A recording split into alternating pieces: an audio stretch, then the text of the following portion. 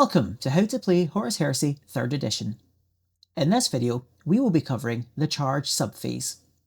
The Charge subphase is the first part of the main Assault phase.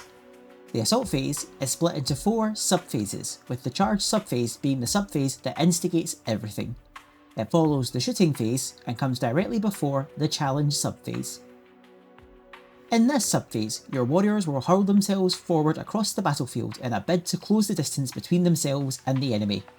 While rushing forward, intense firefights can erupt between the two warring factions before armoured bodies crash into each other with the force of a runaway train. Some warriors may misjudge the distance and fall short, becoming confused in the scrum, while others might be gunned down before they can even draw their weapons. This subphase is both emphatic and game-changing. During this subphase, valid units can make a charge move. A charge move is a multi-stage move made during the assault phase. Unlike normal movement, you can end a charge move in base-to-base contact with enemy models, ignoring the usual 1-inch spacing rule. When in base-to-base contact with an enemy model, friendly units are in combat. You will make a charge move when you want your warriors to fight another unit in close combat.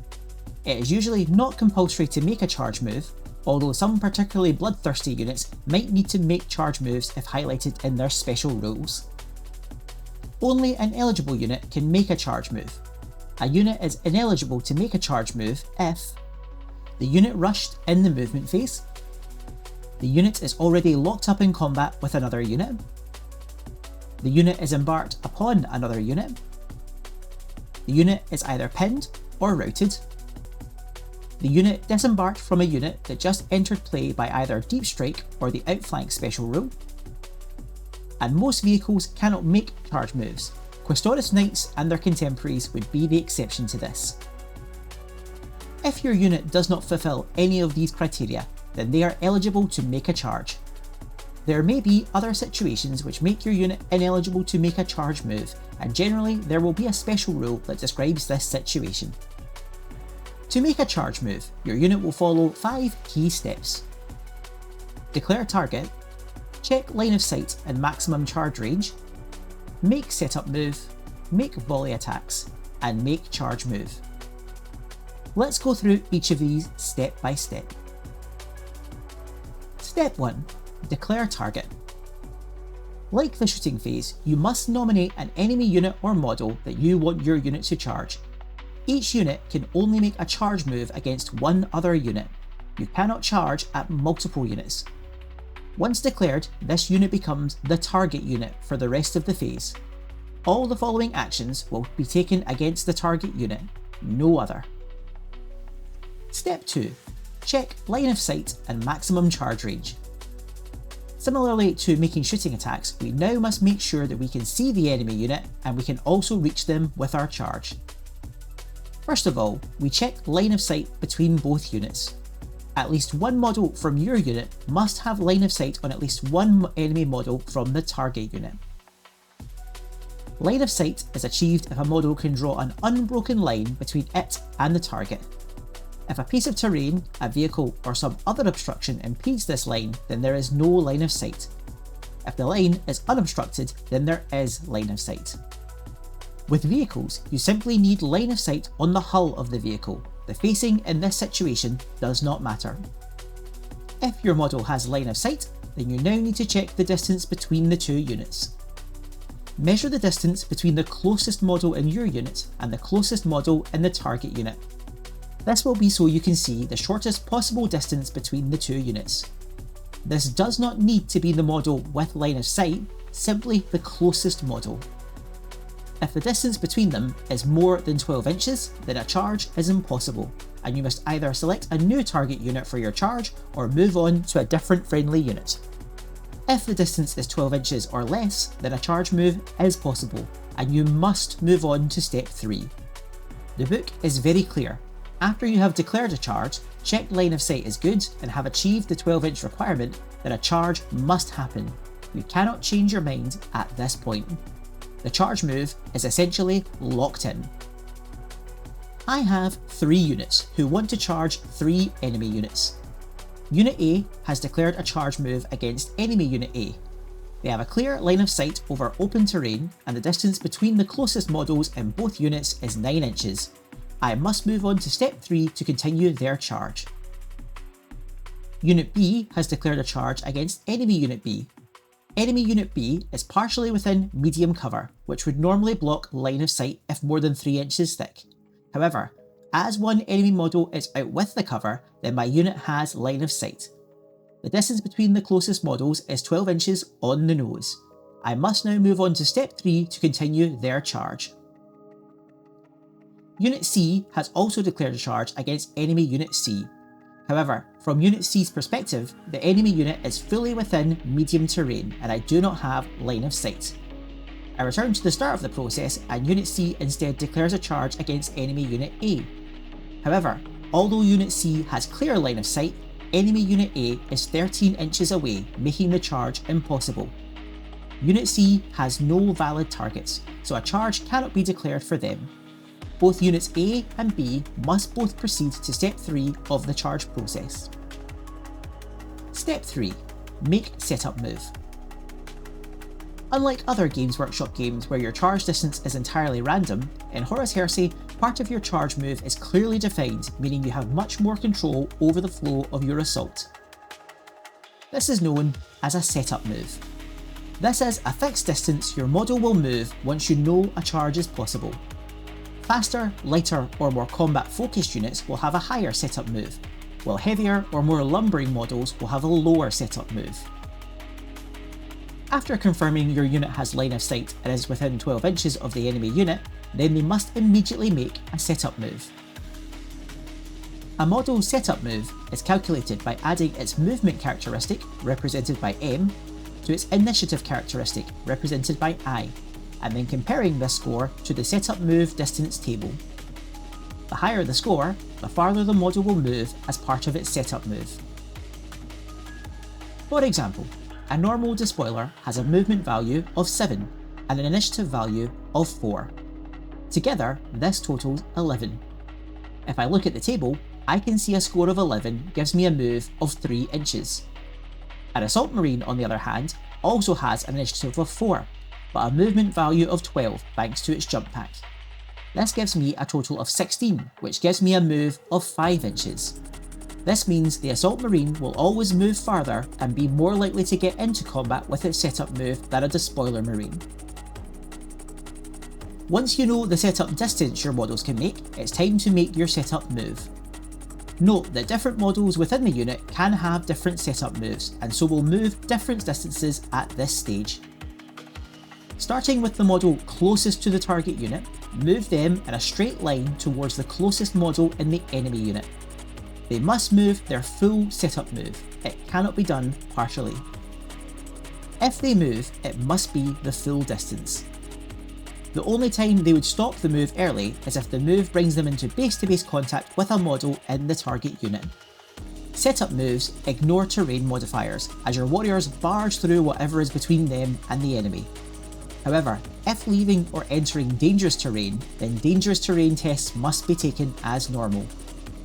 If during the dangerous terrain test the moving model is killed, then the player moves on to the next closest model in the unit.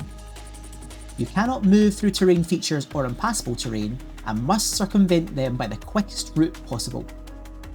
Crucially though, the setup move can 100% end with a model being in base-to-base contact with an enemy model.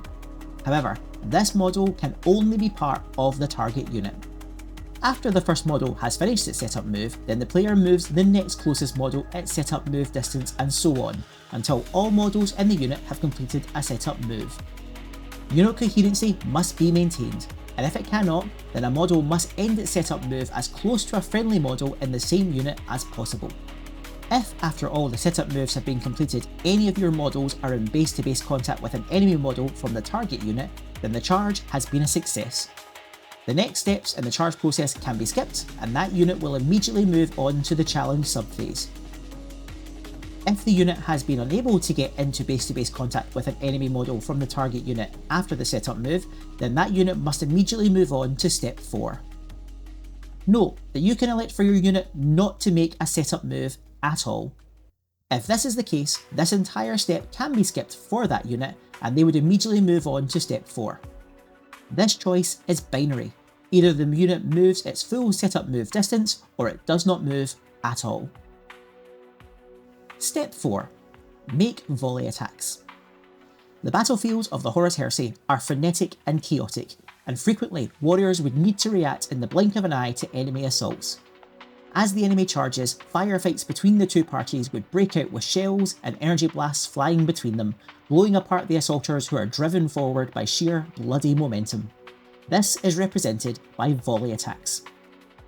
And this is legitimately one of my favourite changes 3rd edition has made to Horus Heresy.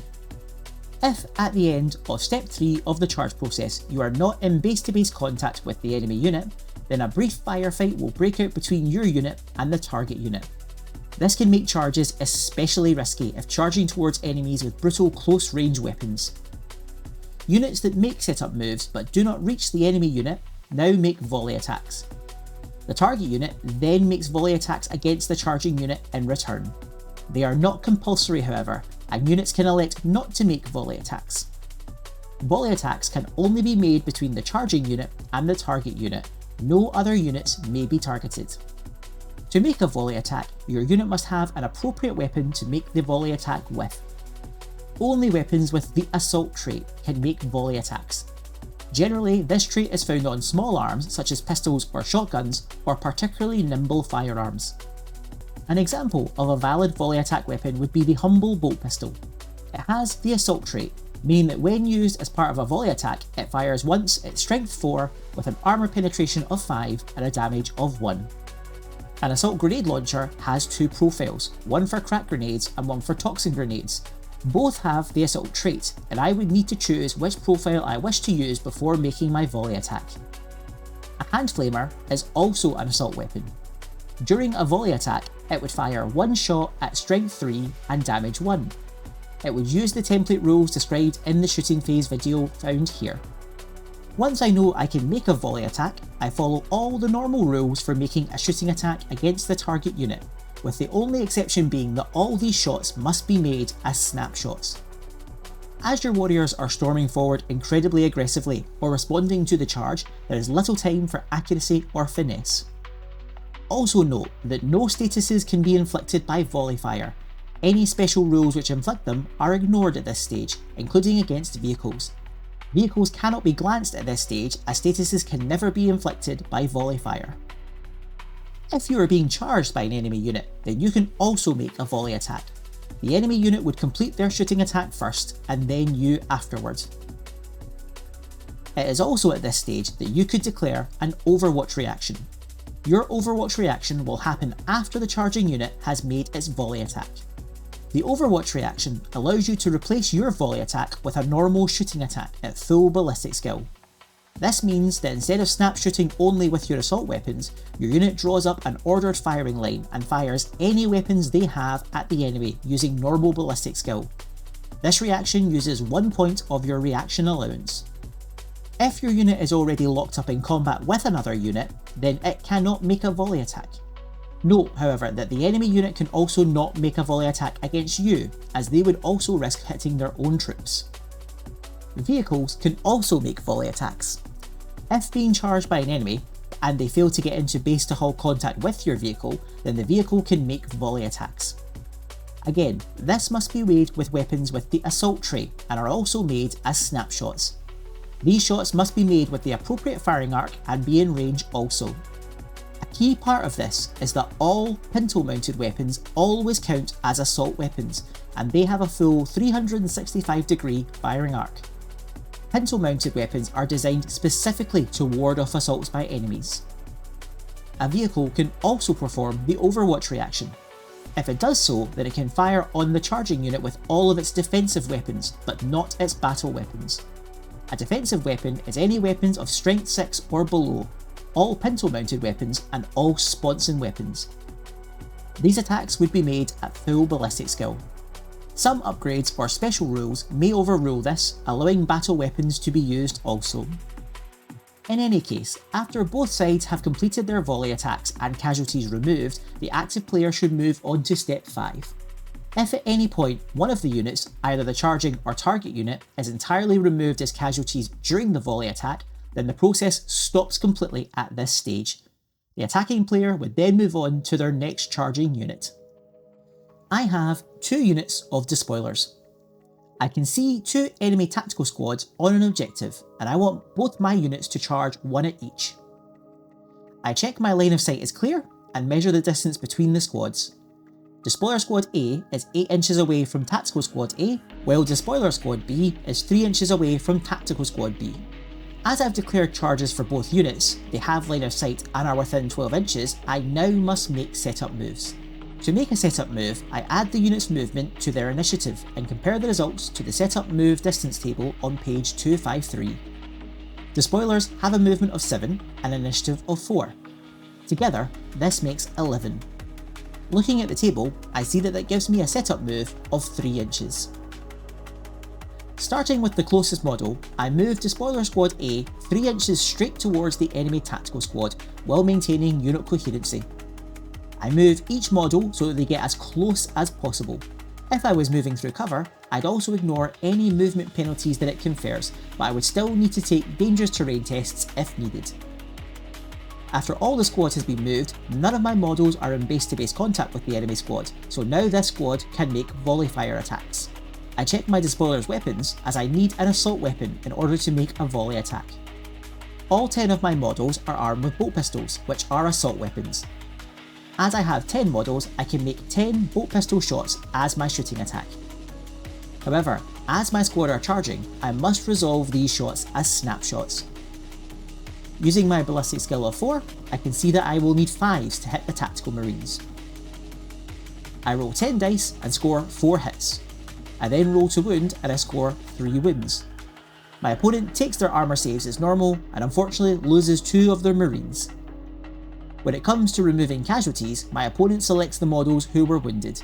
They cleverly choose the 2 models in their squad closest to me, which will make my eventual charge move a bit more difficult. As I have not killed the enemy tactical squad outright, they can now volley fire back at me. But my opponent declares that they will make an Overwatch reaction with the surviving models instead. This means that they can use their normal weapons to shoot, and at full ballistic skill too. After an intense round of bolter shooting, I lose 4 of my despoilers. I take the casualties from the back of the unit. I want my squad as close as possible for my eventual charge. With both the volley fire and Overwatch completed, Despoiler Squad A would move on to step 4 of the charge process. Both Despoiler Squad A and Tactical Squad A would also ignore any statuses caused by the weapons and would not need to take any morale checks for losing models. Despoiler Squad B on the other hand also makes their setup move of 3 inches. At the end of the movement, a model in my unit is in base-to-base contact with an enemy model from the target unit, meaning the charge has been successful. No volley fire will happen now, and the enemy unit cannot overwatch. Despoiler Squad B would skip the rest of the charge subphase and move straight to the challenge subphase. Step 5. Make charge move. The final step of the charge subphase is making the charge move itself, and this is the part where you will see if your charge is successful or whether your squad falls short in the confusion of the assault. After you and your opponent have completed setup moves and completed any volley attacks and Overwatch reactions, roll 2d6 for the charging unit, and discard the dice with the lowest score. If both are equal, then discard either one. The d6 remaining is your charge roll. This is the number of inches your unit will cover for a successful charge. So for example, if I roll 2d6 and score a 2 and a 5, I would discard the 2 and keep the 5. My charge roll is 5 inches. Compare the charge roll to the distance in inches between the closest model in your unit to the closest model in the enemy unit. If the distance is equal to or less than the charge roll, then the charge is a success and a charge move must be made. If the distance is over the charge roll, then the charge roll is a fail and no charge move can be made.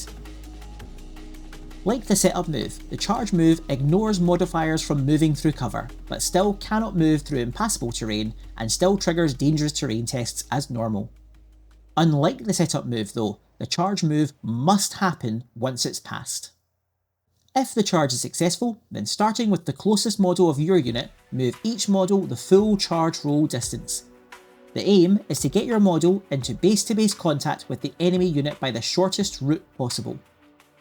Your model should not touch the base of any enemy models outside of the target unit. However, they can do so if doing otherwise would make it impossible to be in base-to-base contact with a model from the target unit. This most commonly happens when charging into an already existing combat. Your unit must also move around impassable terrain or terrain features by the shortest route possible. All your models should follow this process until they are either in base-to-base contact with a model from the target unit or as close to an enemy model as possible while maintaining unit coherency. Not all models need to get into base-to-base contact at this stage, but if they can, then they should. So long as one of your models makes it into base-to-base contact with an enemy model from the target unit, then the charge move is a success, and both units are now locked in combat. This ends the charge subphase for that unit, who can now move on to the challenge subphase. If the distance needed is over the charge roll, then the charge is a fail. No movement should happen, and the unit must immediately take a cool check. If the cool check is passed, then nothing further happens, and the unit cannot take any further actions this turn. If the test is failed, then that unit is immediately stunned. There may be some situations where a unit who has had a charge declared for it must make a disordered charge. This means the charge isn't as effective as a standard charge and is less likely to be successful. If a unit must make a disordered charge, then it does not make a setup move and it cannot make volley attacks. Both these steps would be skipped for the charging unit. The target unit, however, can make volley attacks and overwatch reaction as normal. After the target unit has volley fired or overwatched, the charging unit makes their charge roll and charge as normal. Disordered charges never trigger special rules for successful charges such as the impact rule, and a model may not manifest any psychic blessings or curses if making a disordered charge. It is my assault phase and I have 3 different units I want to make charges. I have an assault squad who wants to charge an enemy tactical squad out in the open. I have a despoiler squad who have just disembarked from a rhino who wants to charge the same tactical squad. Finally, I have a Leviathan Dreadnought who wants to charge an enemy rhino. I will now decide the order with which I will execute my charges. I decide to go with the assault squad first, letting my opponent know this will be my first charge. First of all, I check my line of sight is clear and the closest models for each unit are within 12 inches. The distance between the closest models is 8 inches. As both line of sight and distance are good, I must now make my setup move. I now calculate my setup move. Assault squads can move 12 and have an initiative of 4. This is a total of 16. Checking the setup move distance table, I see this gives them a setup move of 5 inches. Starting with the closest model, I move the assault squad 5 inches towards the enemy tactical squad. I maintain unit coherency and move the full distance. I could have chosen not to do the setup move at this point as well if I wanted. After my setup move, my models are not in base-to-base contact yet, so now both units can volley fire at one another. As my unit is the one charging, I volley fire first. I look at my unit's weapons, looking for the weapons with the assault trait. These weapons can be used during the volley fire. The whole squad is armed with bolt pistols and the sergeant has a hand flamer. All of these are assault weapons. I follow the shooting attack process. My fire groups will be the 9 bolt pistol shots and 1 hand flamer shot. As I am making volley attacks, all of these will be resolved as snapshots. I start with the bolt pistols, successfully getting 3 hits. 2 of these wounds, and my opponent subsequently fails one of his armour saves. Before he removes any casualties, I also resolve the hand flamer shot. Hand flamers are template weapons, which ignore the rules around snap shooting. I place the template and score 8 hits. Out of this, I get 3 more wounds, and my opponent fails 2 more of his saves. In total, I have killed 3 of his squads. He removes 3 models, removing models close to my unit. He can now make a volley attack, minus the 3 models who have died. However, he decides to use an overwatch reaction instead. This will replace his volley attack.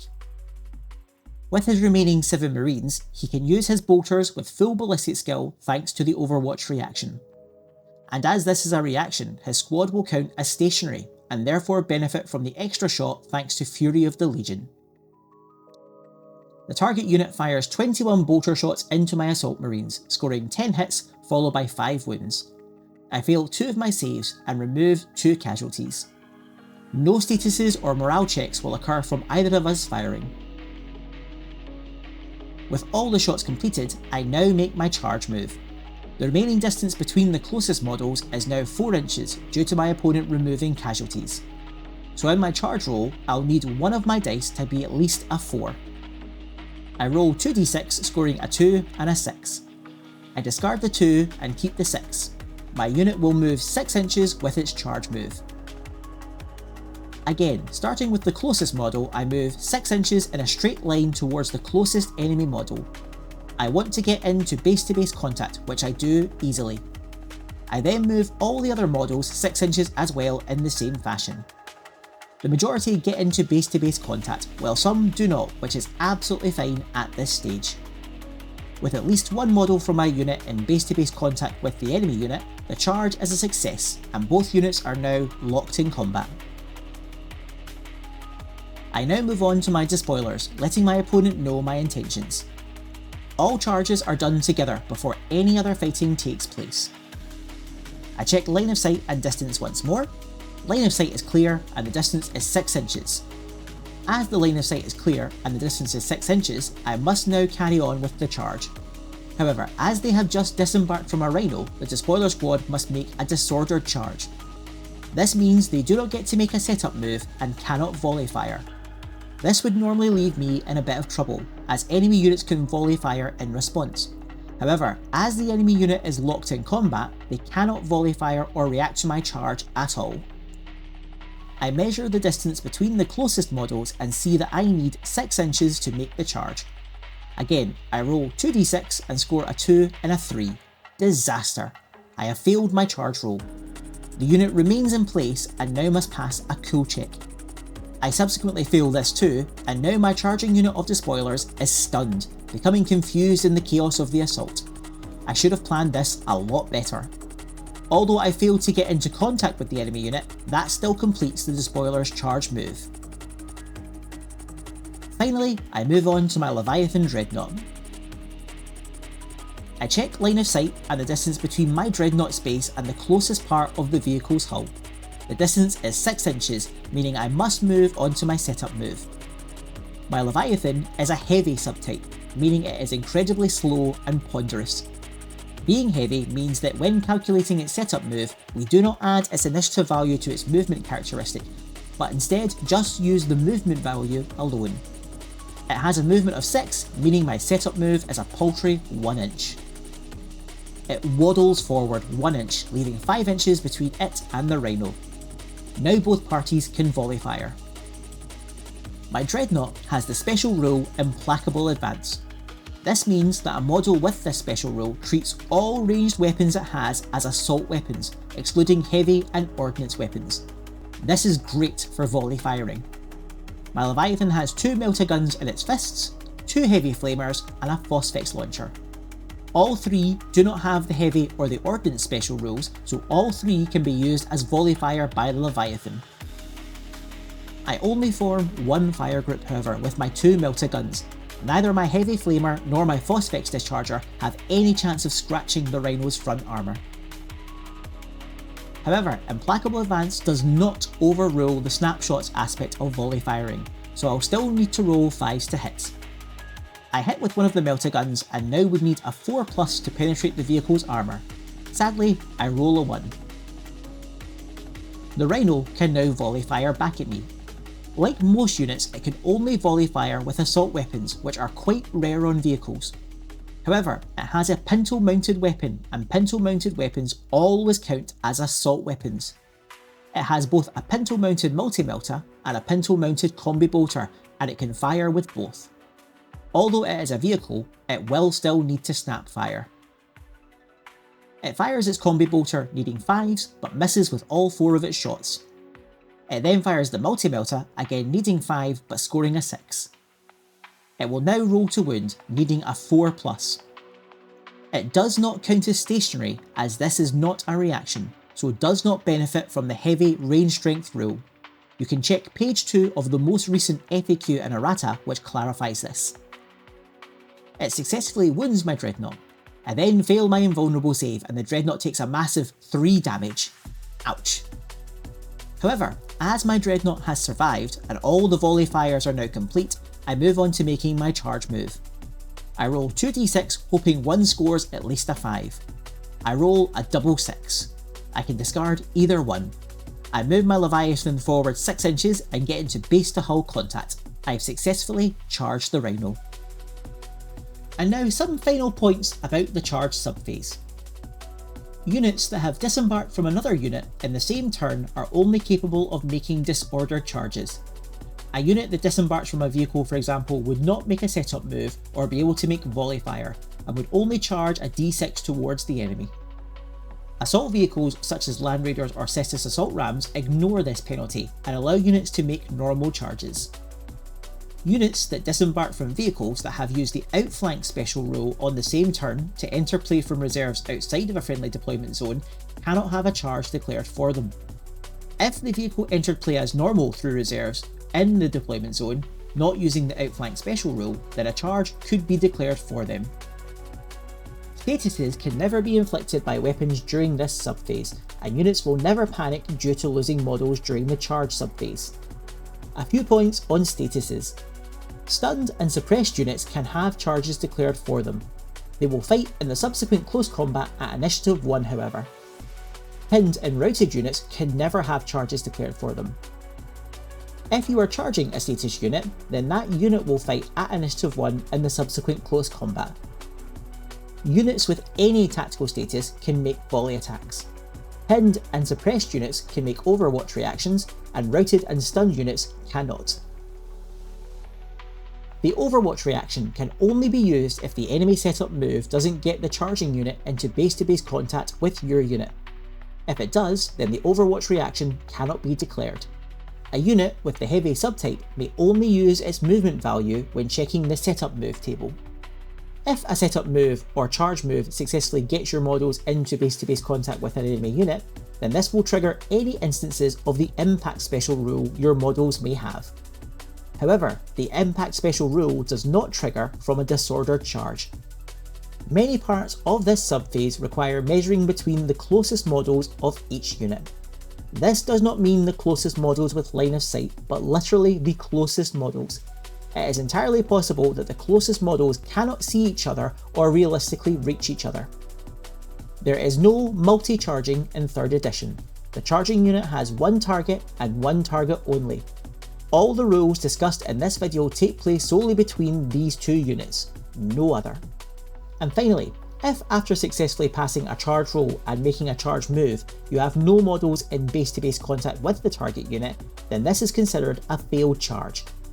After finishing the charge move, the unit must take a cool check, and if this has failed, then the unit is stunned. This most commonly happens due to special rules or reactions which allow an enemy unit to move at this point, impassable terrain stopping the models from reaching the enemy, or if friendly models die due to dangerous terrain. And that is the basics of the charge subphase. Please call out with any questions or feedback in the comments below. If you see something that doesn't seem quite right, please leave a comment with the appropriate page number of the correct rule in the rulebook or PDF so I can keep myself right.